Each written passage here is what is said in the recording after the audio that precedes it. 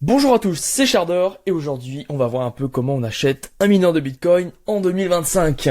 Je vais vous montrer les deux types de méthodes, c'est-à-dire soit un mineur physique, soit un mineur en cloud, ce que personnellement j'ai fait et aussi les avantages et inconvénients de chacune des méthodes. On commence direct avec la partie mineur physique, ce qu'on appelle les ASICs. Typiquement aujourd'hui c'est Bitmain qui construit les machines et qui domine ce marché-là. Les avantages vraiment c'est que vous allez acheter une machine, alors il y en a tout un tas, vous voyez ici, il y en a beaucoup, et vous achetez la machine et vraiment, elle vous appartient. Alors après, vous pouvez très bien faire fonctionner ça chez vous, ou aller plutôt dans des infrastructures, parce que vu le coût de l'élec, c'est compliqué en France, mais si vous allez dans des data centers en Turquie ou autre, vous pouvez très bien avoir le kilowattheure à 0,7 ou 8 dollars maximum, quoi.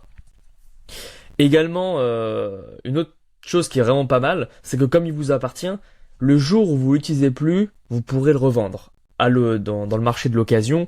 Alors c'est pas non plus un marché voilà, qui est hyper gros, faut pas espérer leur vendre au même prix d'achat évidemment, mais vous pouvez très bien espérer leur vendre 30%, peut-être 40% moins cher ou en dessous, mais en tout cas vous récupérez une partie de votre mise. Et ça peut être vraiment intéressant au bout de 4 à 5 ans, quand vous arrivez à peu près au niveau de la fin de vie, certains composants peuvent être récupérés. Par contre, il y a vraiment un gros problème. Regardez le prix des machines. Ici, 17 000 euros. Ici, 3 800 euros. Ici, 7 600 euros.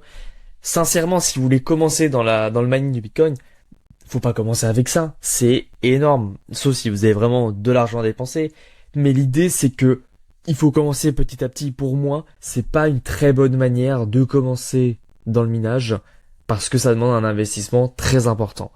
Et d'ailleurs, il y a quelque chose qui pourrait perdre certaines personnes, c'est que vous allez vous mettre dans une pool de minage, par exemple pour du Bitcoin, ce qui est la plupart du temps qui est fait. Mais l'idée, c'est que aussi vous pouvez changer de minage. Typiquement, demain, vous pourrez très bien miner du Caspa avec ces mêmes machines-là. Alors après, voilà, certains c'est CPU, GPU et le différent hachage, mais vous pourrez très bien changer la monnaie que vous souhaitez vérifier, quoi. Donc ça c'est vraiment intéressant, mais au début vous pouvez vraiment vous perdre avec tout ça. Vous voyez ici, voilà, les différentes d'ailleurs crypto-monnaies ici, donc le fameux Caspa, vous en avez d'autres, le TC, donc évidemment le Bitcoin et autres, et vraiment vous perdez pas là-dedans. Pour moi, si vous voulez démarrer en 2025 sur du mining, ne commencez pas par un achat physique, où vous allez gérer aussi la livraison en data center et autres. Et donc, en dehors du minage physique, vous allez avoir surtout les mineurs cloud. Les mineurs cloud, c'est très intéressant pour commencer. Alors, il y a plusieurs sociétés. Il y a du Field Mining, du Uholder, du GoMining que j'ai choisi, que je vous parlerai après. Mais vraiment, c'est hyper intéressant parce que vous pouvez commencer vraiment avec des offres qui est très basses. Alors, évidemment, sur Field Mining, vous pouvez très bien acheter directement un mineur, mais vous pouvez aussi faire partie d'une pool où en fait vous vous mettez à plusieurs sur un même mineur et ça dilue les coûts.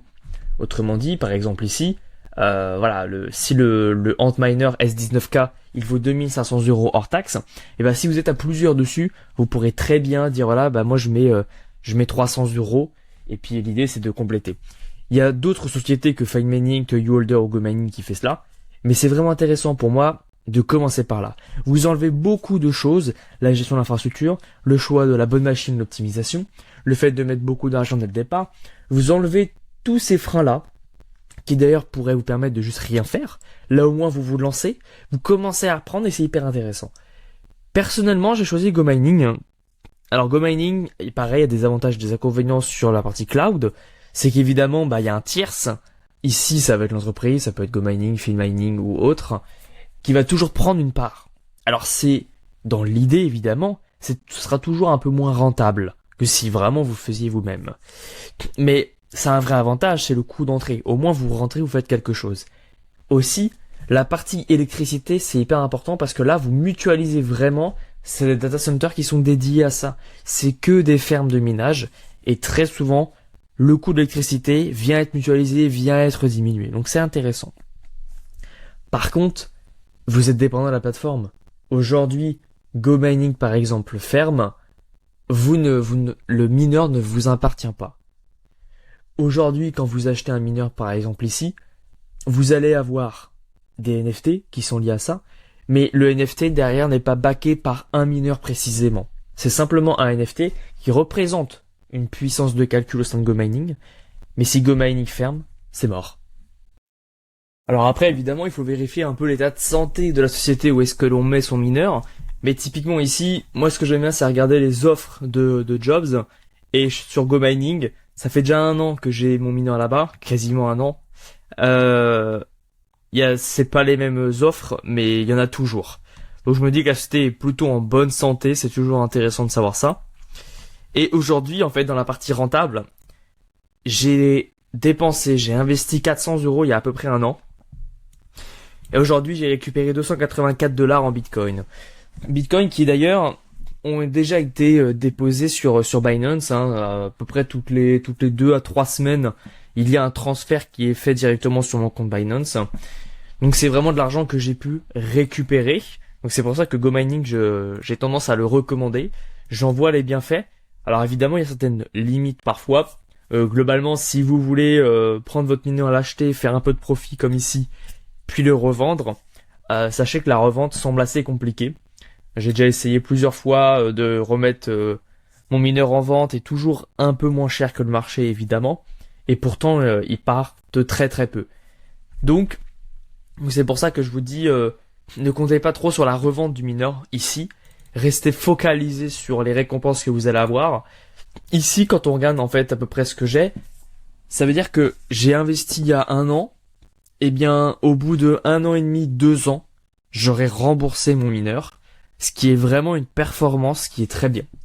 Et d'ailleurs, quand on compare un petit peu voilà sur l'année 2025 au complet, alors il y a des choses que j'ai fait par exemple sur GoMining, vous avez différents modes de jouabilité. Vous pouvez soit jouer seul, soit être dans une pool de mining qui s'appelle la Miners War. C'est quelque chose que j'ai essayé, mais personnellement ça m'a très peu réussi. Je sais qu'il y a des personnes ça réussit très bien. Moi c'était pas le cas. Et tout est basé évidemment, les récompenses à chaque fois c'est sur les hash rate. Donc l'évolution des graphiques c'est la difficulté évidemment de minage sur les 3 dernières années. Bon bah voilà, plus la difficulté on va dire est haute, plus sont globalement les récompenses liées à l'acquisition au validage du bloc. Alors évidemment c'est selon le nombre d'acteurs également. C'est à la fois la tension du réseau et le nombre d'acteurs présents. Mais ici on voit que voilà il y a une très forte hausse au final. Alors là quand on voit que la puissance évidemment augmente, et ben là en parallèle du coup le prix rediminue parce que la demande était stable. Mais voilà tout ça fait que c'est plus ou moins rentable. Mais lissé en tout cas sur mi-2024, mi-2025, aujourd'hui pour 400 euros investis, j'ai eu 284 $ de retournés dans ma poche. Donc c'est bientôt rentable, bientôt je serai à mon seuil d'équilibre et je ferai des bénéfices. Alors évidemment c'est un peu plus long terme que d'autres choses, mais c'est pour cela que je recommande dans l'ensemble GoMining. N'hésitez pas à me recommander d'autres sites que vous voulez que je teste. Moi vraiment je suis prêt à remettre 400 $ dans un autre site pour voir et vous faire aussi un feedback, c'est hyper intéressant. Et également je vous invite à rejoindre mon Discord dans la description si vous voulez qu'on en discute, qu'on parle de plein de choses. Il est tout nouveau et donc l'idée c'est qu'on se réunisse dessus, qu'on puisse discuter de tout ça. Je vous remercie, abonnez-vous et bonne journée à vous.